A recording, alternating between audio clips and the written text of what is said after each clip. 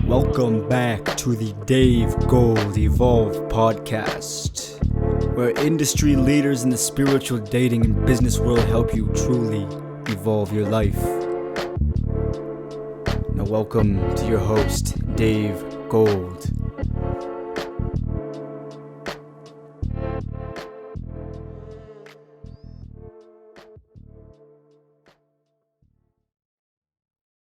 What's up, guys? We've got another episode of the Dave Gold Evolve podcast with Austen Summers, big name.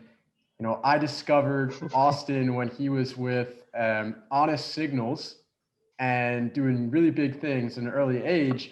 And now he's got his own company and he's super interesting. He takes a really unique approach towards connection. And I'm really happy to have you on today. Well, what's going on, man? Happy to be here. Thank you so much. So before we dive into it, I do want to talk to you a lot about self-amusement. But first, I want to understand how you got to that place where you're able to look back on your life, because I know you have a crazy story. So you're sitting in an airport right now. I don't know where you're headed, but where did it all begin? Where did your journey begin? Yeah, so I said, I think a lot of people who go through a period of like pain, or people who have a period of, depression or intense stress, or, things just aren't going well for them. They need to start looking at it as a positive, because in terms of my life, I've taken the pain that I've been through and used it to, actually propel me to do the things I want to do. A lot of people who are too comfortable don't end up actually taking the leap to do anything, right? So yeah, a bit about my backstory. I had a pretty normal childhood, but around 12, my mom died, left my stepdad, didn't have the best home life, had kind of like I wouldn't say absent, but I'd say like emotionally difficult to get along with parental figure at the time.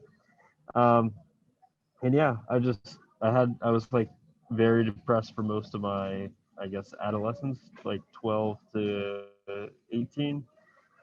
At 18 is when I kind of like decided to move past that, and I decided, if I want to end up living, I might as well make my life the best life that I can, right?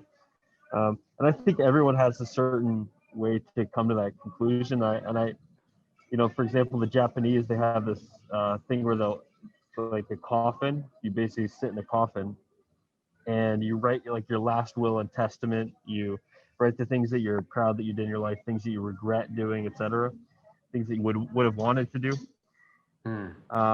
Yeah, different cultures have different ways of processing that. But my favorite way is, I read this book on Roman Empire, and they said that with gladiators, they had this like saying where it was like, when you've accepted the fact that you're gonna die, life becomes an arena for heroism. So it becomes like kind of like a create your own adventure story, really, which is what it is when you get outside of the bullshit beliefs that trap you. But yeah, that basically opened my mind to that. I was recovering from an injury to my foot, and I found out about personal development, game, and I was just hooked immediately. Like, you ever read comments where people are like, "Oh, I don't know, man. Like, this is," like, or they'll see an infield or something, they'll get angry about it, or it'll make them feel bad. And it's like, partially that could be, a thing that helps you grow, right? But from my perspective, I was just so inspired because I had no idea that it was even possible. So yeah, I slowly like worked on it. I had the belief that, I'd never meet anyone in my life and I'd die alone. And then I kissed a girl, and then I went further, and then I basically opened my mind to, like, you can get any girl you want as long as you are, continually progressing. You get to the point where, you're comfortable in your own skin, you accept yourself, and yeah, and as long as you know the strategy of game, the basic fundamentals of that, and how, social dynamics work, then you can get the results that you want. So yeah, I don't want to go on too ranty, but that's That's basically great. backstory. That's a nice backstory. As Napoleon Hill said, whatever the mind of man can conceive and believe, it can achieve. And growing up, I didn't believe that I could do much. I felt like my limiting beliefs were great. And I thought I was in the system of high school, college, get a job, get married, and die.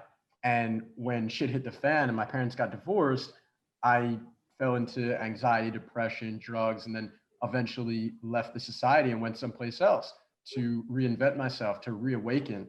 And that was where I, fell into spirituality. But at the same time, I had still discovered a lot of really interesting alternative views on how you could change your life from your channel with Vadim and other channels. And it was really ticking something in my mind that I knew I could be better than this. I knew I could communicate at a higher level. I didn't have to suppress all of my emotions. That I could probably vulnerably open up and people would accept me, but I hadn't done it. So I didn't have any reference experience. I didn't have any experience doing it. And then it got to that point where the frustration ticks in and you start going out trying to meet people and rejection sets in as well. And it's heavy. And I see a lot of guys go through this. And you said something about the infield, and just for me and in my journey in the dating world, I've gotten to this place where, I'm having you on this podcast because I resonate with your energy and with a lot of the work that you do and a lot of the message that you have. But at the same time, I don't connect with all the guys in the dating, especially like pickup and seduction side of the dating world anymore, because I feel like sometimes it can be really negative, okay, and really toxic.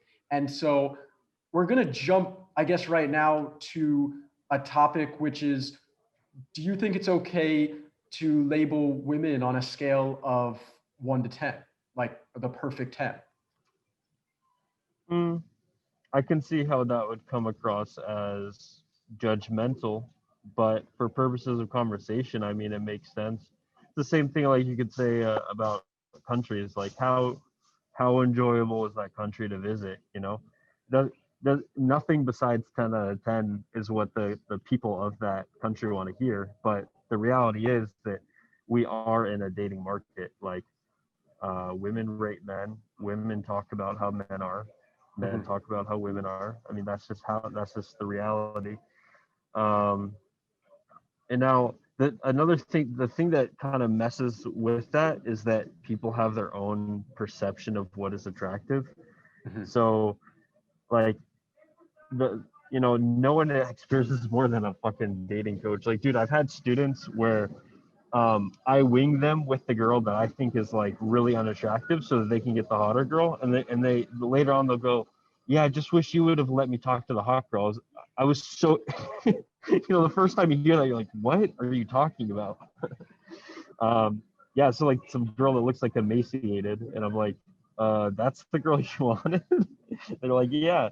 So, I mean, I like more curvy girls, like more thick girls, but the scale is very very subjective. It's very subjective based exactly. off of your appearance.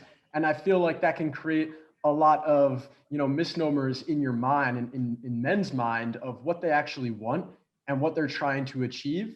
And it puts more pressure on them rather than having a free flow in the conversation and a free flow in life. And something that I saw with you, okay, and something that I know you preach is you can tell how good someone is at social interactions and game per se by how loose that they can get. Okay. You talked a lot about self-amusement, okay, and at the same time not being overly flamboyant or weird or obnoxious, but showing intent. And I'm wondering if you can elaborate on that for a second, because I know there's a lot of guys out there that right now are preaching like masculinity, like alpha, okay? But when you meet a lot of really beautiful women, what they want is a guy who can also loosen up and be fun and be playful. So why do you think self-amusement is so important in connection? Yeah, so I want to touch on something you said there. Is that like people have this idea of some kind of masculinity, but anyone that has any idea of something so broad of a term as that is like they're basing that off of what their grandparents are like, or what their parents are like, or what they saw in movies, or what they heard, or something that someone said. It's so vague. It's like, and so many people talk about things that don't matter that much. Like, for example, like guys that try to impress girls with their money, guys that try to, let's say, leverage their social status so much. The point of game, and the reason why game is so awesome is that you cut through all of that bullshit, you connect with the person in front of you, she has a great time with you, and all that other stuff is kind of meaningless. Like, as long as you convey. Now, I do believe there are overarching things of masculinity. A lot of people talk about things that are like, the person could get results with or without it. What is that called? It's like when it's you're getting results despite something. It doesn't matter. It's an inconsequential thing. Yeah, But people despite point to your it like, flaws. oh, it's because he had a camera there, or it's because so there's some random thing, right? So there's so much fluff, and like you really have to understand evolutionary psychology, biology, and have a lot of experience coaching a lot of different people to understand exactly what the attraction, quote unquote, triggers, or what people are attracted to. And also another thing is that men and tons of different type of men are attracted to different type of women, tons of women are attracted to different type of men, and then there's a spectrum of from homosexuality to heterosexuality. There's just like all these spectrums, and people are a lot more complex than people try to summarize on a quick thing such as masculinity is X, Y, or Z, and that's it. But yeah, so in terms of self-amusement, the reason why I focus on that, and I do think it's kind of like the crux of the game, is because you can mention a lot of things tucked in there. What is it? What is self-amusement to you?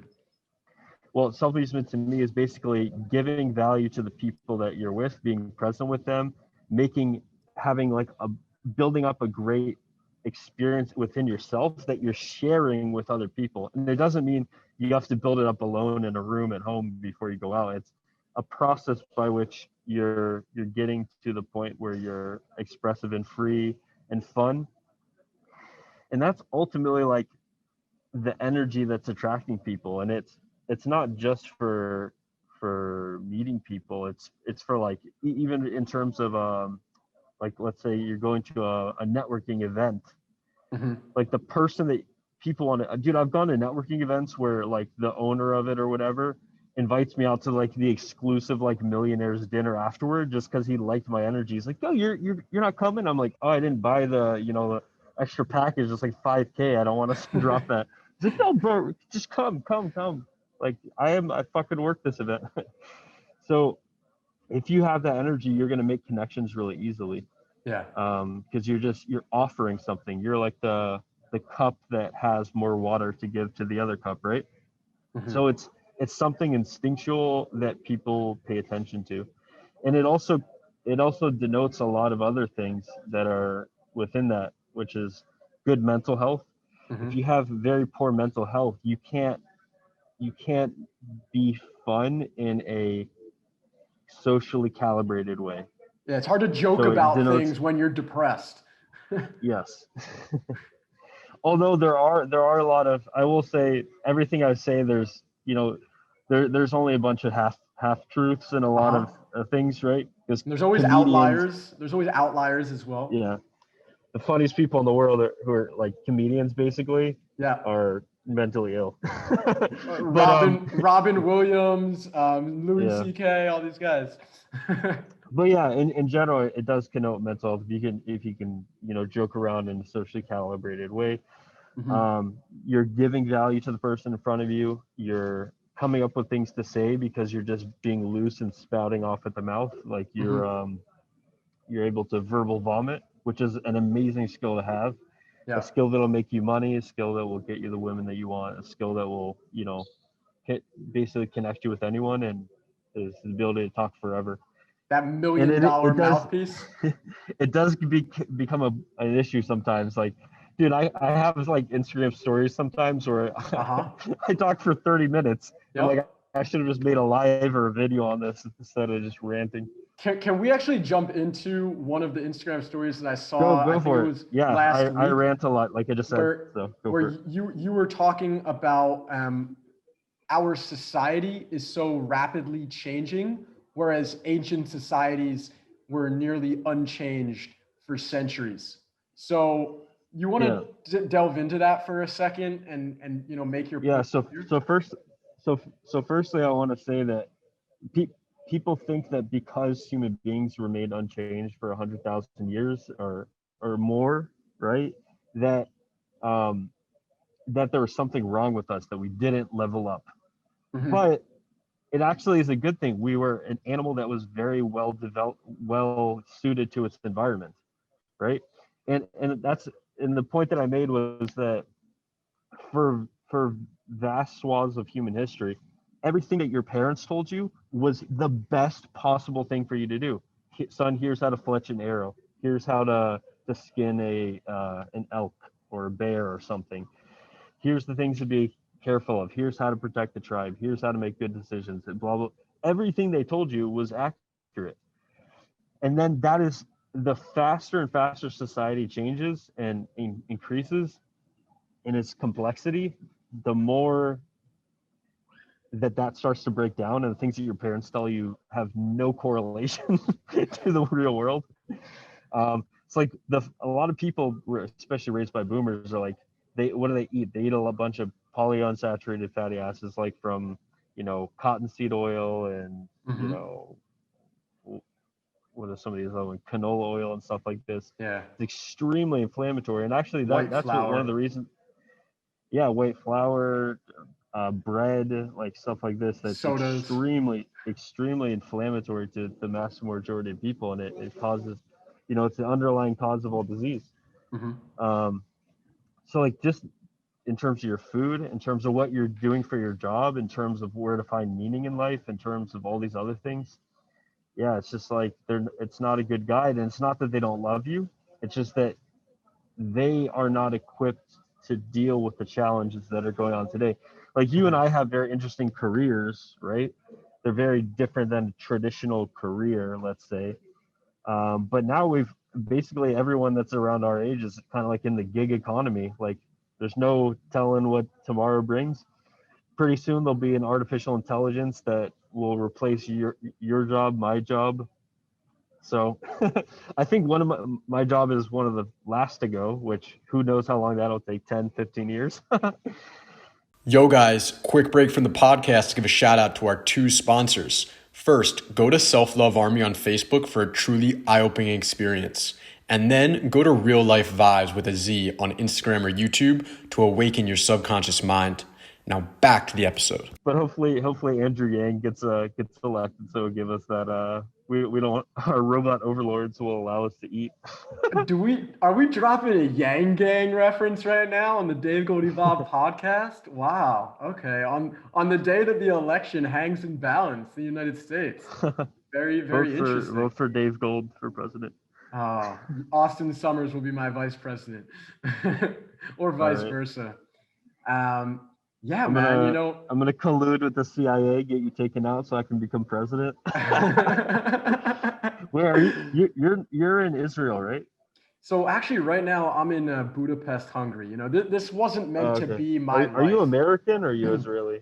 Yeah, right. So I'm from Philadelphia, and I was meant to go to university. Okay. I studied in UConn, and I was studying political science and human rights. I had my first experience breaking out of the society when I studied abroad in Greece, and I had a girlfriend. I started to see other societies, learn a new language, things like that. But then when I dropped out, parents get divorced.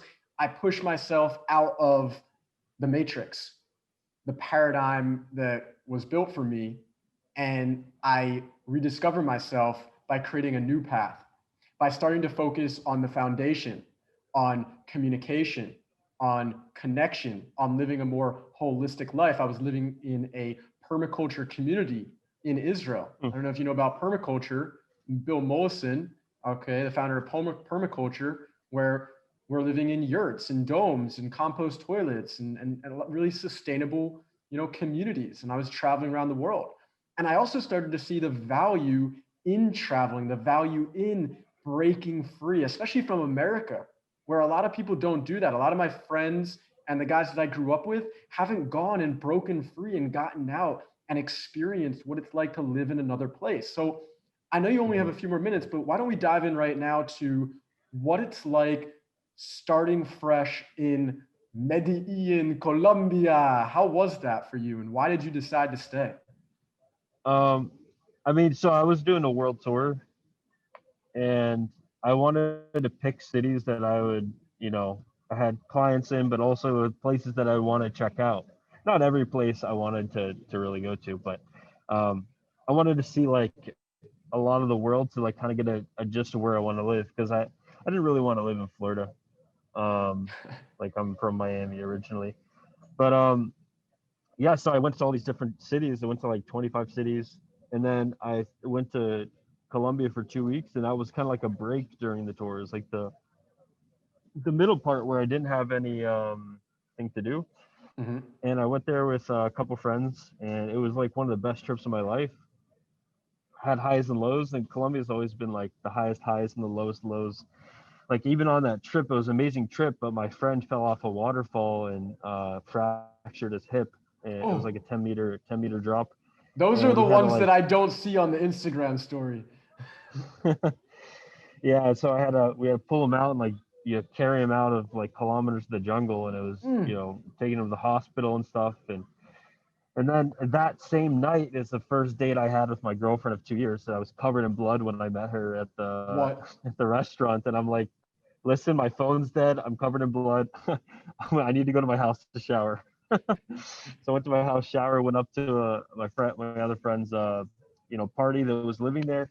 Had a great time, and yeah. And She then must have thought you ended up were falling part in of love with her. the gringo gang that came from that came from the U.S. to cause some problems in Colombia. Yeah, well, I mean, that's another thing. Like, is in Colombia, like those people growing up have experienced tremendous hardship. Like my girlfriend herself told me she has seen probably 20, 30 people dead in the streets, like just from violence. And then they're also just like so friendly. Like the people you meet are extremely friendly, extremely warm. The food is super fresh, super like organic. They don't even know really how to use pesticides. You can get really good deals. There's also some other downsides, like there's stereotypes about foreigners and stuff like that. But yeah, I just found it an amazing place, and the temperature is perfect. And literally, if it's too hot for you, you go up further in the mountain. So you go up like another 500 meters up the mountain, and it's perfect weather. If you want even colder, you want like winter or whatever weather, you just go up another 1,000 meters and you have it. So it's like everything you want is within 30 to 60 minutes of you. And the affordability. Yeah, and like anything you want, you can have. If you want your house clean, if you want a private chef, everything you can have, and it's doable within your price range. So literally all you have to do is work, and it's one of the best places in the world for productivity. If you want to get a lot done, like everything's set up for that. If you want something like that, you want a restaurant meal, Rappi delivers it. You want cash from the ATM, Rappi delivers it. Like Rappi delivers everything. So yeah, it was a cool place. I thought, over time, I kind of got a little bit, I wouldn't say bored, but I feel like you're like so content all the time that there's no reason to do anything. If that makes sense. Have you left Colombia? Is that it? Yeah. No, it's a place I'll probably always go back to. Okay. Where are you headed to now? I'm going to Minnesota. I'm going on a hunting trip. No way. Go say hi to Carson Wentz. I don't know who that is. Who is it? The football player for the Eagles. He's from actually North Dakota. Oh, okay. Big hunter. Yeah, I'm not too big on sports except for ultimate frisbee, which no one cares about. I just realized there's a place I can set my phone right here. That's perfect. Okay. It's funny the times in which we realize things in life. Okay. Sometimes they come later, sometimes they come sooner, and sometimes they come at the right time. I want to touch on one more topic, I guess. One thing I wanted to mention was that I do believe that we are cyclical people in life. When things just constantly go the same, we want change. At least for me, so I wanted to come back to the US to do, better in business. I wanted to take my business to the next level. I love the fact that in the US you feel more compelled to step up, Mhm. as opposed to like, in different places you can be the top of the food chain pretty much really easily, and it just kind Yeah. of gets too easy. So yeah, it's good to like mix things up. There's periods of hard work, there's periods of fun and play, and yeah, you go back and forth if you can. There is that aspect of living in poverty, okay, or living with a purpose to serve, and Yeah. you've got to grind, you've got to hustle, you've Yep. got to make something happen, because I'm not an expert on wealth accumulation. That's not something that, I've been focused on for most of my life. I've been focused on breaking out of society, traveling the world, making deep connections, okay, building businesses, helping other people in their businesses, things like that. But at the same time, I do see a lot of people that get to those places and they get complacent. And I know myself, I've Yep. gotten complacent as well when things start to go well. So there was one community in Israel that I was living in where it was a type of community where they would always change where they were living. They were always change what they were doing every year just to make it so that Nomadic. you didn't get too comfortable. It's kind of like a school Hmm. of learning. Very interesting place. And personally, I really believe in change. I preach this. Kevin Trudeau says it. If you want to get really good on the teachability index scale, you need to have a high willingness to learn, but you also need to have a high willingness to change. And I see that there are a lot of really smart guys out there that come to me that I can only help so much because they're not willing to surrender to changing, to growing, Hmm. to, you know, going and living someplace else. That's something that now I push my students to do as well. Go live in a hostel, go do workaway or woofing and go travel the world. It doesn't cost that much money actually. And that's the crazy thing Yeah, is there's that there's people so many think, barriers people have up to doing basic things like that.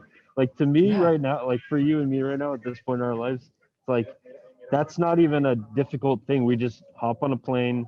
We know how to figure things out. We just go there and it's figure it out it's and have a good not time. as easy as it used to be with Corona, but it still is possible. Okay. And that shouldn't be necessarily an obstacle. Yeah, and I liked what you said before. Everyone I feel like reaches their peak, and if they get too comfortable, then they never recover. So like certain YouTube channels, for example, will have like their peak, or certain Mhm. musicians they'll put out like two amazing albums, and then they'll fall off, Yeah. and they'll never make anything ever again. So yeah, I do believe that yeah, if you can't constantly put that pressure on yourself to be in the hustle mode to get to the next level, then you have to find a way to put that pressure back on yourself, or to get around people where you feel like you're a piece of shit unless you're not leveling up. Like when you compare yourself to the people around you, like your close friend Yeah. group, that's when it becomes like Yep. change is easier, because you're not comparing yourself to the average person, you're comparing yourself to them. It's like I'm in a group called it's called the Alpha Circle, and it's basically like 30 guys who are just like complete. They're almost kind of like sex addicts, but they're like really into game. They're really into. What?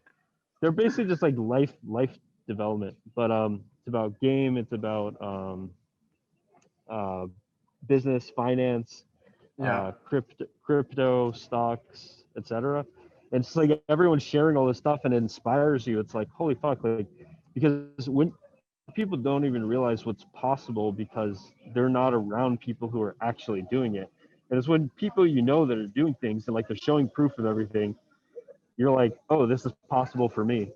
So like in that group, one of the guys, um, he's inspiring other people because he basically had his first, let's say, fun time with two other women, Yeah.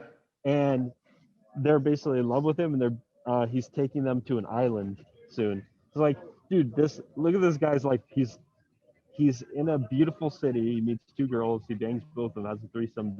They all like each other. He's flying them out to an island, and they're just gonna like hang out for a couple of days on a beautiful island, exploring it together and exploring each other together. So it's just like, it shows you so much about what's possible. This is what this Yeah, and then podcast people is all inspire your about, business actually too. bringing people on from all over the world who have. Oh, I wanted to mention one thing on Yeah, that. go Is for it. that Go for it. everyone should form a mastermind of their peers, which is costs $0, and you Mhm. can do on Facebook Messenger, WhatsApp, etc. And it's just a tight knit group of about 4 to 5 people, and you just Austin, jump on a call every week. do you have a mastermind that you run? No, what I mean by mastermind is, I mean, it's like 5 to 6 or more people of your peers. Yeah. If you're asking if I do I know you immersions, run in-person coaching, Austin. and I do Austin an Summers online Academy. mentorship. Yeah, you run the Yeah, Austin so Summers that's Academy. basically like an online mentoring.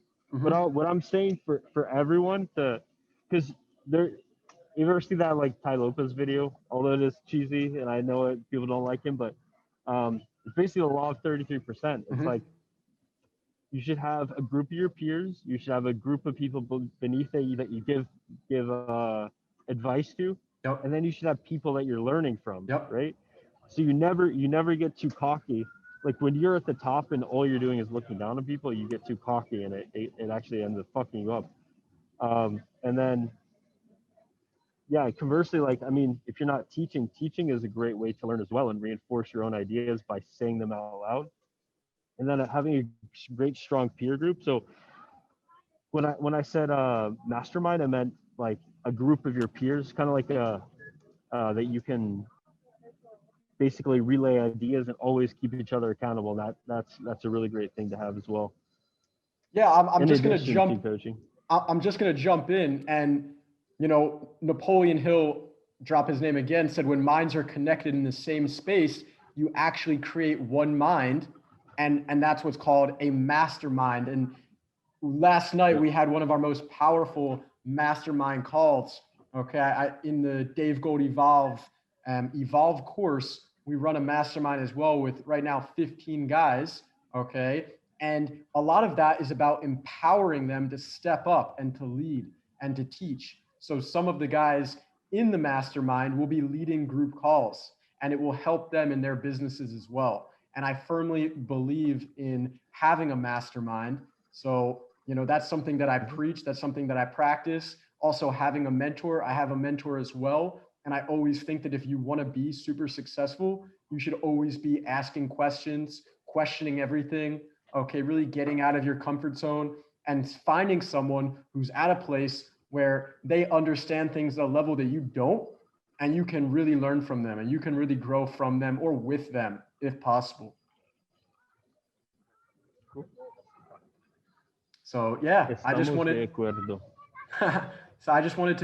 drop that, little 2 I cents. got a bunch of time. There's a like pretty long line to board. No, I just wanted to drop that 2 cents about the mastermind that I run. Okay, because so far it's been really, really powerful.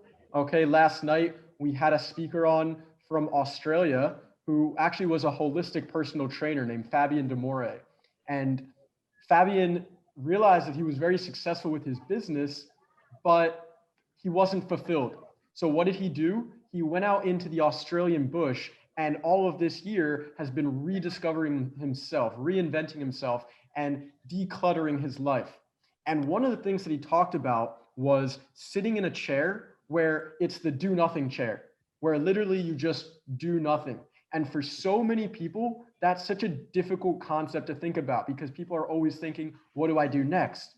Okay, there's so many videos to watch, so much content to create or to consume. And then I've got to do my journaling and my meditation and wash the dishes and do dinner and boom, boom, boom, boom, boom, boom, boom. And before you know it, you have no place to just be in the present moment, to let go of all of the things that have swarmed your mind.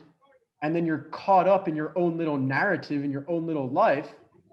And Fabian made this very, very clear in a very beautiful way that eventually he got to that point that sitting in that chair wasn't so difficult anymore. he would walk out into the bush, into the forest for hours until his mind went completely blank and he was completely present. And it's actually been, as I was mentioning last night, something that I've been trying to work on as well, between calls, between podcasts, starting to find a sense of silence and not seeking the next thing to do, the next thing to do, the next thing to do. Because then I feel like I'm jumping back into the hamster wheel of running in circles rather than maintaining that flow state of discipline, surrender, and getting into flow. Yeah, a couple things there stood out to me. One of the things is like, yeah, a lot of people can get wrapped up in task focused and like being pinged by different distractions constantly that pull them away from having moments with themselves. And a couple things that are great for that. I would recommend the book Deep Work. Is so good. He talks about how, like, if you do one task, you look at one email, that kind of intention is on that thing for like 30 minutes in the background. So you have like all these background tasks running, and a lot of things that people message you and stuff. It just, or they're not always things that you can do right then and there, right? So it just comes like an uncompleted task that keeps going. So Deep Work by one of the Cal things Newport. Yeah. One of the things I really love is do, instead of a decision that you make every 2 hours, try to make it a decision you do once and that's it. So for example, would be food. Every, let's say 4 hours, you're probably a little bit hungry. You could eat something, or 5 hours, your waking life. So a lot of people, they go, oh, I'm about to be hungry. I should start looking for a place. Oh shit, now I'm hungry. Okay, let me go look for a place. Oh, let me order this and then make this decision. What do I want? It's such a confusing decision. 2 ways to replace that. Number one, private chef. You hire them once, you give them exactly what you want in your diet, what things you don't want. They come to your house every day, cook your meals, or they meal prep for you. Meal prep. Another way is have a delivery meal prep company send you stuff. So a lot of big cities will have this like very fresh. If you don't have it in your city, there's Freshly, for example, in US. Amazing. I get it like once a week. It just comes to my door and I just open it up and I eat the food. And the last way would be like the cheapest way is just meal prep your food once a week. So it's one decision you make once every week. And the last thing you said is about getting into nature and being really present. A lot of people, we are creatures that depend on both our habitat and our habits for our gene expression. So there's a new field of study called epigenetics. Epi is the Greek word for upon. So it basically means the function of your genes, how your genes express themselves. So the same person sitting there, depending on what you eat in your habitat, you will look more attractive or look less attractive. You will be happier or less happy. You will be stressed or not stressed, just depending on the things you're doing in your life and the things you're eating, etc. So they even call this in like ancestral health, they call it vitamin W. Is like getting into the wilderness, getting into the woods. And in Japanese, it's called Shinrin Roku, which means like forest bathing. And it is really important. It's like go into a natural environment, not a concrete thing. What do they do with animals in the zoo? They go fucking nuts. They're kept in like concrete things that replicate like jail cells, not their natural habitat. And they go fucking nuts, pull their hairs out.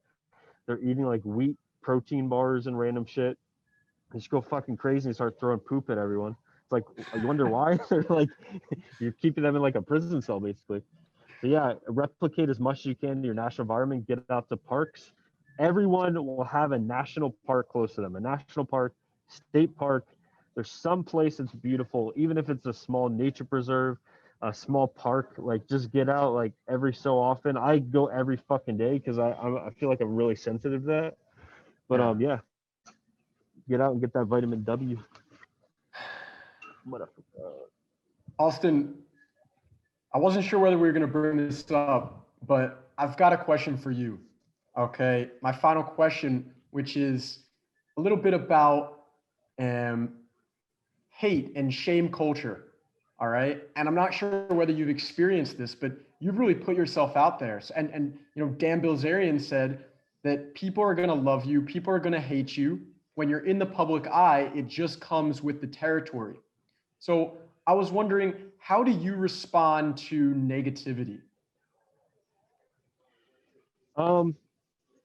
Like everyone, I think has their own innate way of dealing with it. So I'm not trying to say my way is the best way. Okay. But typically, like if someone just messages me out of the blue and says something really negative, I just block it.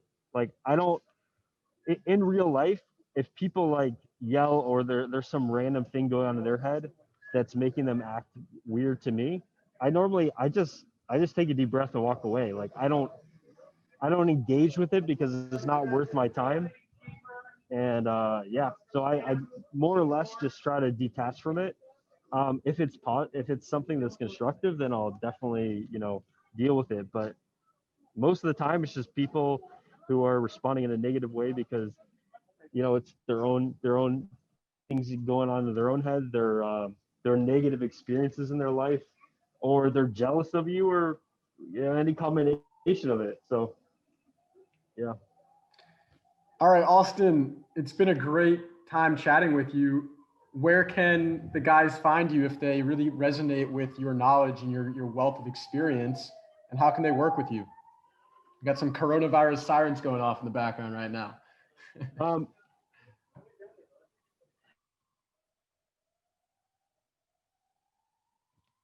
Oh, did we lose him?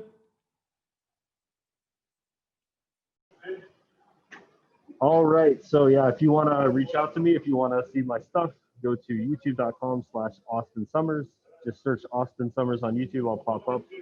And if you like the videos and you want to learn more, I have a mentorship, which is a 3-month coaching program where I coach you in a Telegram group plus live calls, tons of feedback on everything from your online stuff to in person to etc. And then Beautiful. I do an immersion program, which is in-person coaching, which is a 7-day coaching program for people who really want to go deeper, really want a quick result. But yeah, that's pretty much it.